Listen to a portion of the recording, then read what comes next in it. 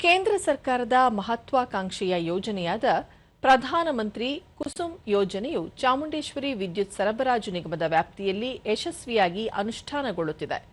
ಚಾಮುಂಡೇಶ್ವರಿ ವಿದ್ಯುತ್ ಸರಬರಾಜು ನಿಗಮದ ವ್ಯಾಪ್ತಿಯ ಚಾಮರಾಜನಗರ, ಮೈಸೂರು, ಮಂಡ್ಯ, ಹಾಸನ ಜಿಲ್ಲೆಗಳಲ್ಲಿ ಒಟ್ಟು 800 ಮೆಗಾವ್ಯಾಟ್ ಸೌರ ವಿದ್ಯುತ್ ಉತ್ಪಾದನೆ ಗುರಿಯನ್ನು ಹೊಂದಲಾಗಿದ್ದು, ಈಗಾಗಲೇ 46 ಮೆಗಾವ್ಯಾಟ್ ಸೌರ ವಿದ್ಯುತ್ ಉತ್ಪಾದನೆ ಘಟಕಗಳನ್ನು ಸ್ಥಾಪಿಸಲಾಗಿದೆ. ರೈತರು ಖಾಸಗಿ ಕಂಪನಿಗಳ ಸಹಭಾಗಿತ್ವದಲ್ಲಿ ತಮ್ಮ ಜಮೀನುಗಳಲ್ಲಿ ಸೌರ ವಿದ್ಯುತ್ ಉತ್ಪಾದನಾ ಘಟಕ ಸ್ಥಾಪಿಸುವ ಮೂಲಕ ಆರ್ಥಿಕವಾಗಿ ಸದೃಢರಾಗಲು ಸಹಕಾರಿಯಾಗಿದೆ. ಅಲ್ಲದೆ ರೈತರ ಜಮೀನುಗಳ ಕೊಳವೆ ಬಾವಿಗಳಿಗೆ ಈ ವಿದ್ಯುತ್ ಬಳಕೆ ಮಾಡುವ ಮೂಲಕ ಸಕಾಲದಲ್ಲಿ ನಿಗದಿತ ಬೆಳೆಗಳನ್ನು ಬೆಳೆಯಲು ಸಹಕಾರಿಯಾಗಲಿದೆ. ದೂರದರ್ಶನದೊಂದಿಗೆ ಚಾಮುಂಡೇಶ್ವರಿ ವಿದ್ಯುತ್ ಸರಬರಾಜು ನಿಗಮದ ಉಪ ಪ್ರಧಾನ ವ್ಯವಸ್ಥಾಪಕರಾದ ಕಾರ್ತಿಕ್, ಚಾಮರಾಜನಗರ ಜಿಲ್ಲೆಯ ಹೊನ್ನಹಳ್ಳಿ ವ್ಯಾಪ್ತಿಯಲ್ಲಿ 3 ಮೆಗಾವ್ಯಾಟ್ ಸೌರ ವಿದ್ಯುತ್ ಉತ್ಪಾದನಾ ಘಟಕವನ್ನು ಸ್ಥಾಪಿಸಲಾಗಿದೆ.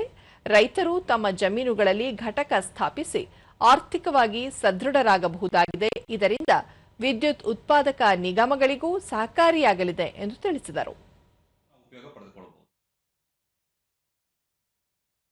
ಈ ಮಹತ್ವಾಕಾಂಕ್ಷೆ ಕೇಂದ್ರ ರೈತ ಮಹೇಶ್ 12 ಎಕರೆ ನೀರಾವರಿ ಜಮೀನಿನಲ್ಲಿ ವ್ಯವಸಾಯ ಮಾಡುತ್ತಿದ್ದು, ಕುಸುಮ್ ಸಿ ಯೋಜನೆ ಸಹಕಾರದಿಂದ ಯಾವುದೇ ಅಡೆತಡೆ ಇಲ್ಲದೆ ನಿರಂತರ 7 ಗಂಟೆಗಳ ವಿದ್ಯುತ್ ದೊರೆಯುತ್ತಿದೆ.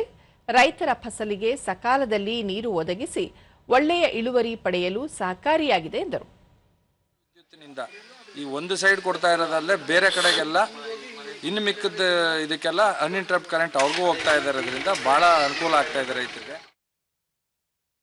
ಮತ್ತೊಬ್ಬ ರೈತ ರಾಜೇಶ್, ಈ ಮೊದಲು ಸೂಕ್ತ ರೀತಿಯ ವಿದ್ಯುತ್ ಪ್ರಸರಣೆ ಇಲ್ಲದೆ ತೊಂದರೆಯಾಗುತ್ತಿತ್ತು. ಇದೀಗ ಹೊನ್ನಹಳ್ಳಿ ಬಳಿ ಕುಸುಮ್ ಸಿ ಯೋಜನೆಯಡಿಯಲ್ಲಿ ಸೌರ ವಿದ್ಯುತ್ ಉತ್ಪಾದನಾ ಘಟಕವನ್ನು ಸ್ಥಾಪನೆ ಮಾಡಿರುವುದರಿಂದ ನಿರಂತರವಾಗಿ ವಿದ್ಯುತ್ ಸಂಪರ್ಕ ಸಿಗುತ್ತಿದೆ. ಇದೊಂದು ಜನೋಪಯೋಗಿ ಯೋಜನೆಯಾಗಿದೆ ಎಂದು ಅಭಿಪ್ರಾಯಪಟ್ಟರು.